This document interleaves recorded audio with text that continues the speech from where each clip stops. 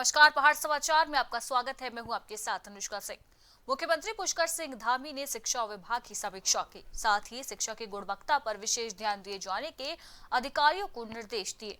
शिक्षा के विकास और छात्रों के व्यापक हित में मुख्यमंत्री ने कई घोषणाएं की। प्रदेश में कक्षा 9 से 12 तक के सभी वर्गों के छात्रों को भी अगले वर्ष से निःशुल्क पाठ्य पुस्तकें उपलब्ध कराई जाएंगी। अध्यापकों के स्थानांतरण संबंधी प्रकरणों के निस्तारण के लिए महानिदेशक शिक्षा के अधीन सेल का गठन होगा। छात्रों को अंग्रेजी एवं कंप्यूटर शिक्षा प्रदान करने के लिए विद्यालयों में अंग्रेजी एवं कंप्यूटर गेस्ट टीचरों की व्यवस्था भी की जाएगी।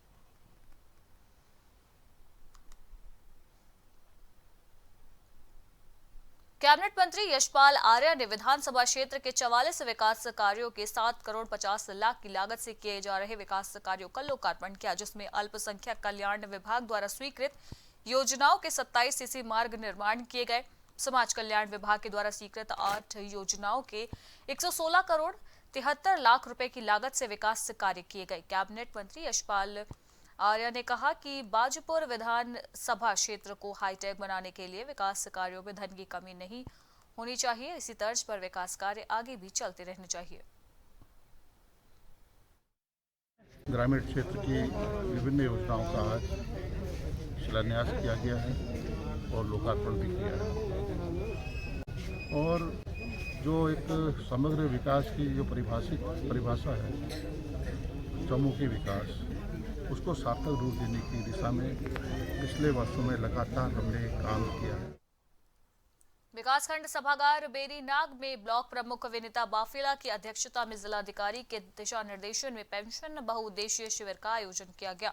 साथ ही एडीपी योजना के अंतर्गत दिव्यांगजनों हेतु कृत्रिम अंगों, विभिन्न उपकरणों हेतु परीक्षण शिविर एवं विभागीय जन समस्या शिविर का आयोजन किया गया। शिविर का उद्घाटन बतौर मुख्य अतिथि विधायक मीना गंगोला ने किया। शिविर में एनएचपीसी लिमिटेड के सीएसआर योजना और भारतीय अंग निर्माण निगम कानपुर द्वारा दिव्यांग व्यक्तियों को निःशुल्क सहायक उपकरण, कृत्रिम अंग प्रदान किए जाने हेतु परीक्षण दिया गया है।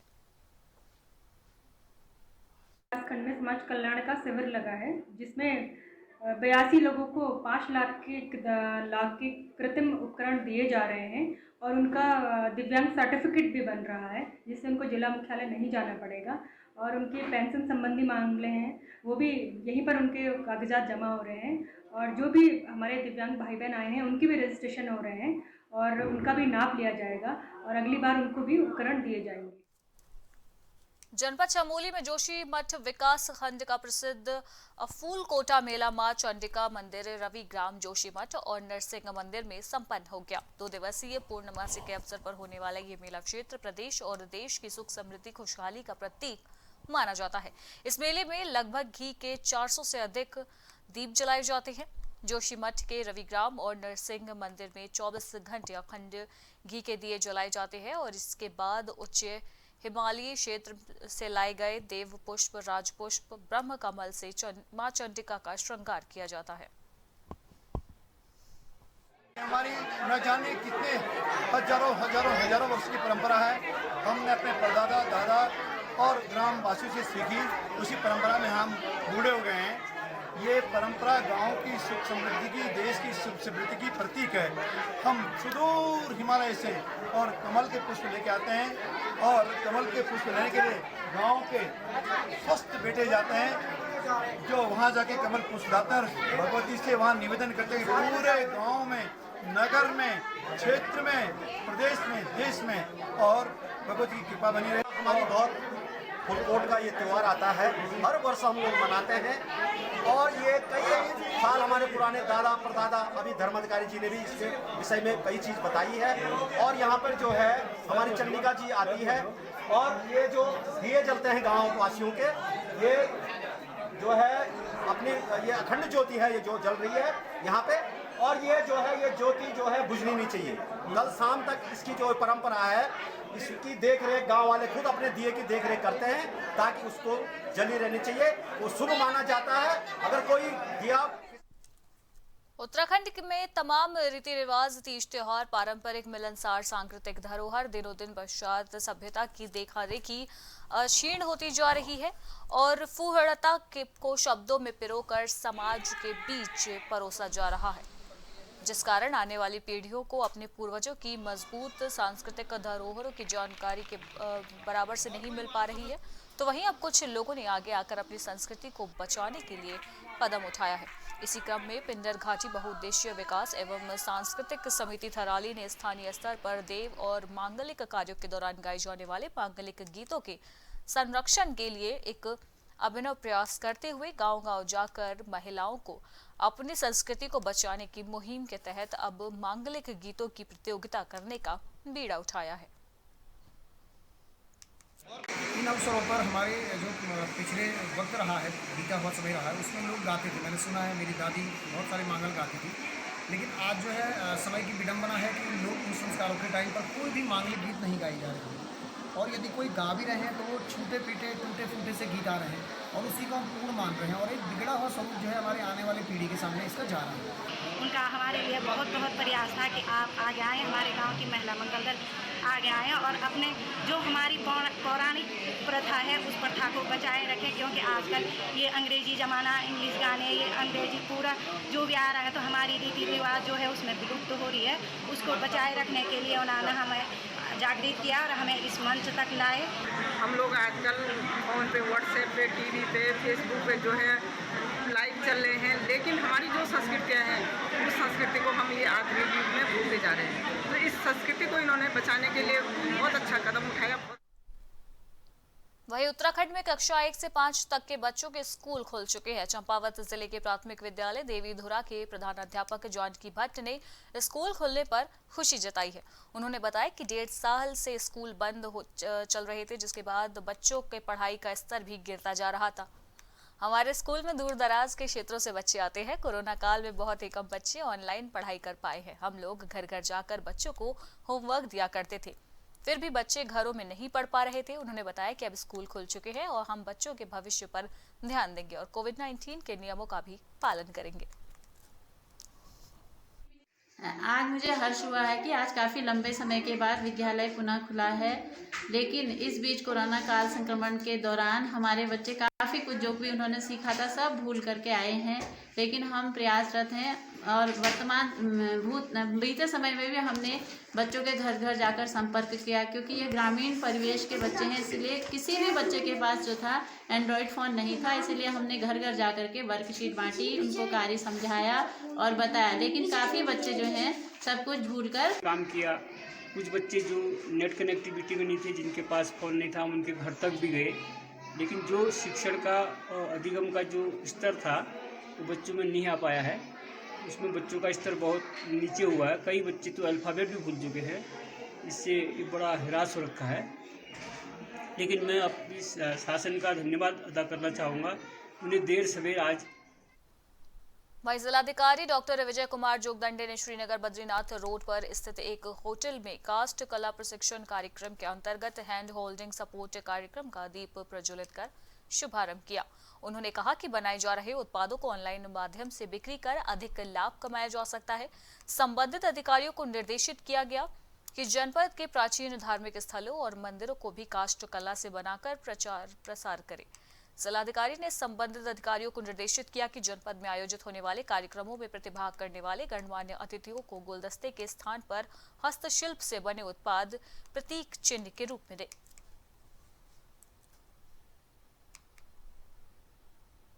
उत्तराखंड में 2022 में होने वाले विधानसभा चुनाव अब बेहद नजदीक आ चुके हैं, लिहाजा सभी राजनीतिक पार्टियां पूरी तरह से चुनावी मोड में आ चुकी हैं।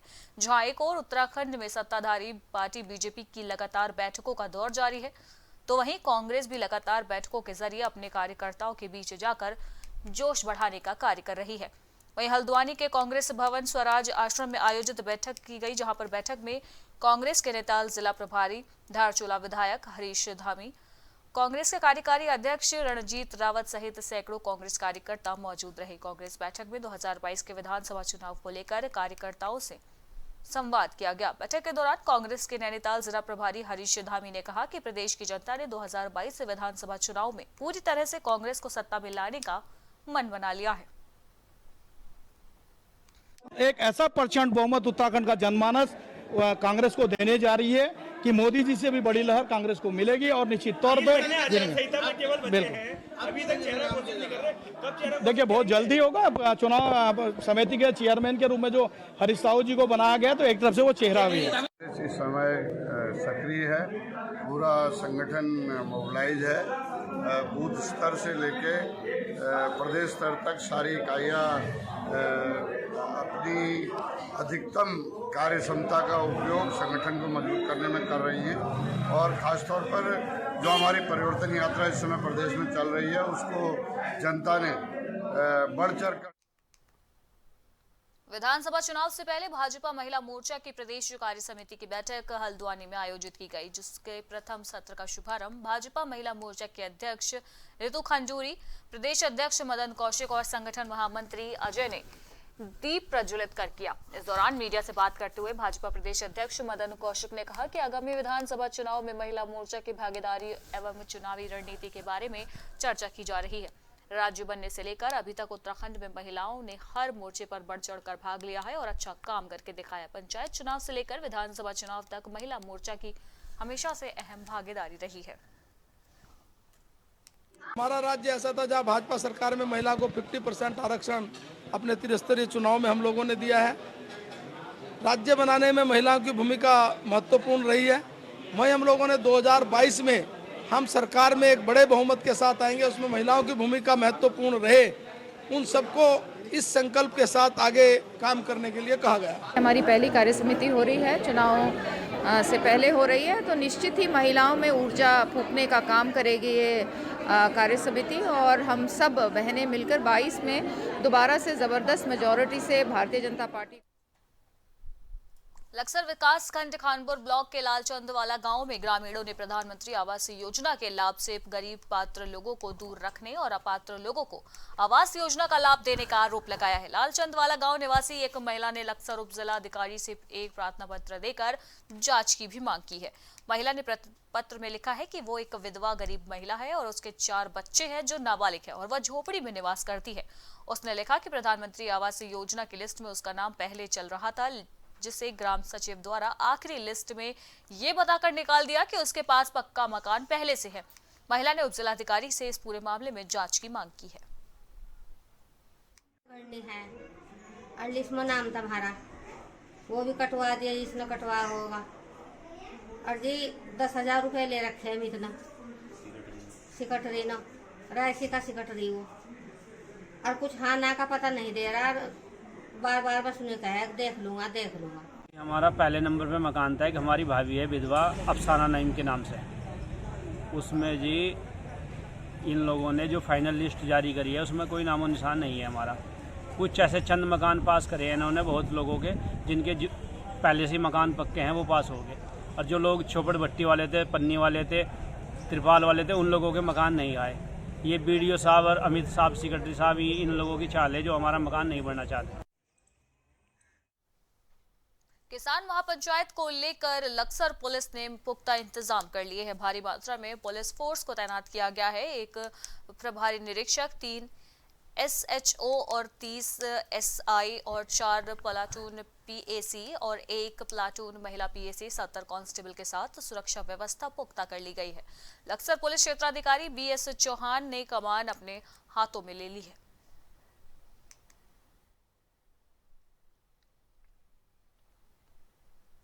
शिक्षा का केंद्र कहे जाने वाले मसूरी में लगभग 1.5 वर्ष के बाद आज कक्षा 1 से 5वीं तक के बच्चों के लिए कक्षाओं को खोल दिया गया है, जिससे स्कूली छात्र छात्राओं में खासा उत्साह देखने को मिला।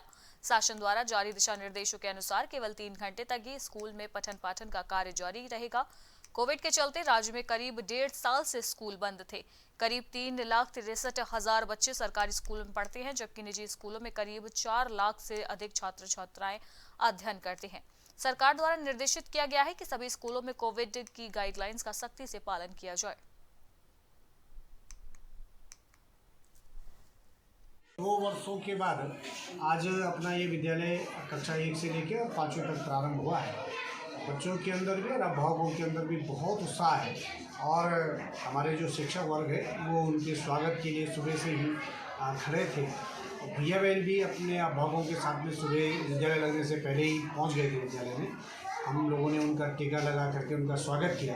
उससे पहले सभी कक्षों को सैनिटाइज करके, उनको स्वच्छ करके, उनको इस मतलब कोविड गाइडलाइन के तहत जो मानक है उन मानक के अनुसार तैयार किया गया था। और कोविड गाइडलाइन की मानक के अनुसार हम लोगों ने प्रत्येक कक्षा के 50% भैया बहनों को ही आज विद्यालय बुलाया था। और मुझे बड़ी खुशी है कि वो सारे भैया बहन जिनको हमने सूचना दी थी वो सब भैया बहन आज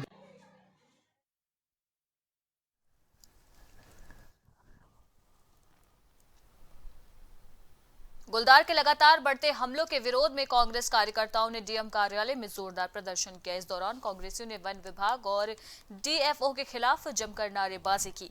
साथ ही कांग्रेस कार्यकर्ताओं ने जिलाधिकारी को ज्ञापन सौंप डीएफओ के खिलाफ कार्रवाई की मांग की है। कांग्रेस का कहना है कि वन विभाग और डीएफओ की लापरवाही के चलते आए दिन जंगली जानवरों के हमले में लोगों की जान जा रही है और वन विभाग कोई भी ठोस कदम नहीं उठा रहा है।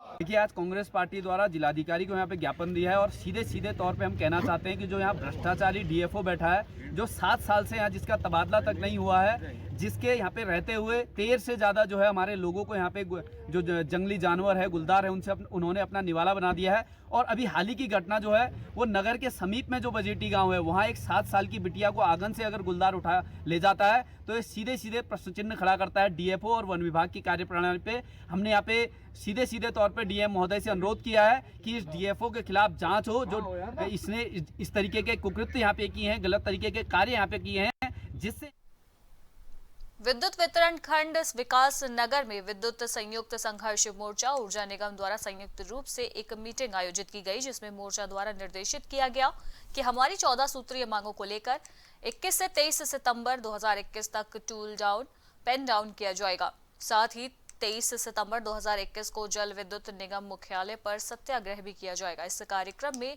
यूपीसीएल के अधिशासी अभियंता प्रदीप कुमार शर्मा, मनोज कंजवाल, सहायक अभियंता ने कहा कि हमारी 14 सूत्रीय मांग है कि पेंशन और समान काम के लिए समान वेतन का प्रावधान किया जाए।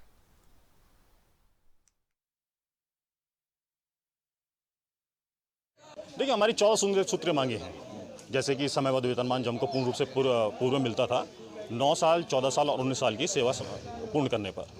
ऐसे ही पेंशन का मुद्दा है, समान कार्य समान वेतन है, और अभियंताओं का 4800 ग्रेड का मुद्दा है। ये तमाम मुद्दे हैं जिनके जो वह अभी सचिव और उनसे वार्ता होने के पश्चात भी पूर्ण नहीं हुए हैं, जिस कारण कर्मचारियों पर भारी आक्रोश है और हम लोग सड़कों पर उतरकर आंदोलन। हमारा उद्देश्य है कि जो हमारी मांगे हैं 14 सूत्रीय मांगे वो हमारी पूरी हो जाएं। समान कार्य समान वेतन 9 साल 14 वाला है, पेंशन का मुद्दा है हमारा, चाहते हैं कि जनसंघर्ष मोर्चा कार्यकर्ता विद्युत संबंधी समस्याओं को लेकर मोर्चा अध्यक्ष जीएमवीएन के पूर्व उपाध्यक्ष रघुनाथ सिंह नेगी के नेतृत्व में पहुंचे थे, जहां पर अधिशासी अभियंता को इनकी भनक लगते ही वे ऑफिस से ही भाग खड़े हुए, जिस पर मोर्चा कार्यकर्ताओं ने भाकरी आक्रोश व्यक्त कर अधिशासी अभियंता कार्यालय में मौजूद उपखंड अधिकारी कंजवाल को समस्याएं बताई। उन्होंने शीघ्र ही समस्या के निराकरण का भरोसा दिलाया। मोर्चा कार्यकर्ताओं ने जबरदस्त प्रदर्शन कर अपना आक्रोश प्रकट किया। हमारे तमाम जो पढ़ने लिखने वाले बच्चे हैं वो रात को पढ़ नहीं पाते, इतनी कम वोल्टेज है। ये सारा का सारा जिम्मा विभाग का है कि वो बिजली दे, हमें इससे मतलब नहीं एस्टीमेट कब बनेगा क्या बनेगा। और आप इस मैंने अभी आपको जो बताया ये 2020-21 का एस्टीमेट बना करके इन्होंने भेजा था, लेकिन शायद ये एक्शन ऑफिस पे लंबित है। और इस मामले में ये पत्र आप देख सकते हैं। अरे बड़ा दुर्भाग्य है, देखिए क्षेत्रीय विधायक ने 2-3 बार लिख दिया कि अगर कोई दिक्कत है तो मेरे एमएलए लेड से फंड से आप लें, लेकिन आज तक भी कोई कार्रवाई न होना। अगर क्षेत्रीय विधायक की सुनवाई नहीं होगी तो निश्चित तौर पे जनसंघर्ष मोर्चा को तो एक्शन लेना पड़ेगा। वहीं मंदसौर पुलिस ने शहर में फ्लैग मार्च निकाला है। आमजन को भयमुक्त करने के मकसद से अब जिले में पुलिस बल द्वारा एसपी सुनील पांडे के निर्देशानुसार लगातार फ्लैग मार्च किया जा रहा है। इसी कड़ी में जिला पुलिस बल द्वारा शहर के विभिन्न इलाकों में फ्लैग मार्च निकाला गया।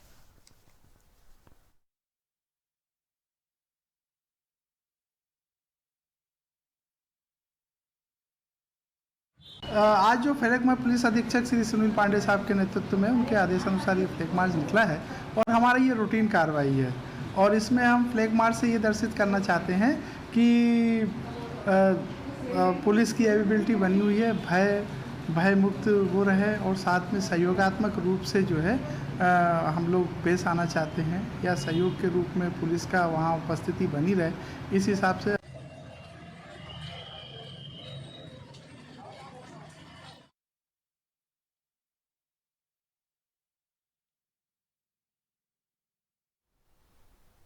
वहीं मध्य प्रदेश के मंदसौर में पुलिस ने अंतर्राज्यीय वाहन चोर गिरोह का खुलासा किया है। पुलिस ने पकड़े गए आरोपियों से दर्जन भर दोपहिया वाहन भी जब्त किए हैं।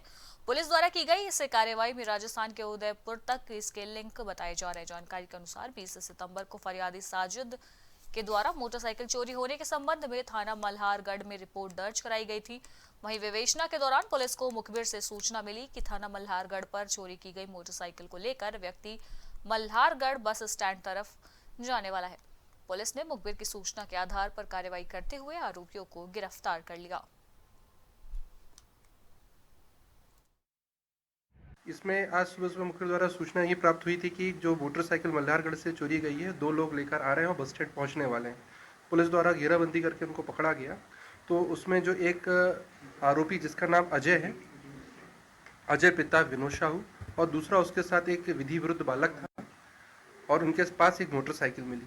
थाने लाकर पूछताछ करते पता चला कि जो मोटरसाइकिल है वो हमारे थाना की अपराध क्रमांक 291 चुराई हुई गाड़ी है। मंदसौर जिले के मल्हारगढ़ तहसील के अंतर्गत ग्राम बुढ़ा में विमुक्त घुमक्कड़ जन समस्या निवारण शिविर का आयोजन किया गया, जिसमें आसपास आंचल क्षेत्र के सैकड़ों की संख्या में ग्रामीण जनों ने भाग लिया और संबंधित विभाग में अपनी अपनी शिकायतों को दर्ज कराया। इसी के साथ प्रशासन द्वारा चलाई जा रही योजनाओं के बारे में भी जानकारी दी गई। कार्यक्रम के शुभारंभ के दौरान पधारे मुख्य अतिथियों सहित क्षेत्रीय जनप्रतिनिधियों द्वारा मां सरस्वती के चित्र पर माल्यार्पण किया गया। आज पूरे मध्य प्रदेश में 31 तारीख को आदरणीय मुख्यमंत्री जी ने जो घोषणा की थी, प्रत्येक जिले में घुमंतु समाज के सम्मेलन और आयोजन किए जाएंगे और हमारे आज प्रथम मंदसौर जिले में सम्मेलन हुआ है। घुमक्कड़ अर्ध घुमक्कड़ जनजाति समुदाय का ये प्रथम शिविर था, तो ये हमारे लिए एसपी साहब और सीओ साहब सबके लिए एक तरह से कह लें कि जानकारी का भी दिन था। कुछ जैसे होता है, कुछ बातें समझ में आई हैं कि जहाँ ये समुदाय रह रहा है वो ज़मीन का पट्टा उनके पास नहीं है, ज़मीन की नवैयत परिवर्तन करना है, वहाँ आंगनबाड़ी केंद्र बनाना है। और आज जो इंडिविजुअल जो एप्लीकेशंस वगैरह आए हैं, तो इसमें से अभी तक जितनी चीज़ें समझ में आई कि मेरे अधिकार क्षेत्र में ही सारी चीज़ें आती हैं, बस जो नियम कायदा कानून है उसके संबंध में। और इसी के साथ खबरों में फिलहाल इतना ही। देश दुनिया की बाकी की तमाम खबरों के लिए आप बने रहिए प्राइम टीवी के साथ। नमस्कार।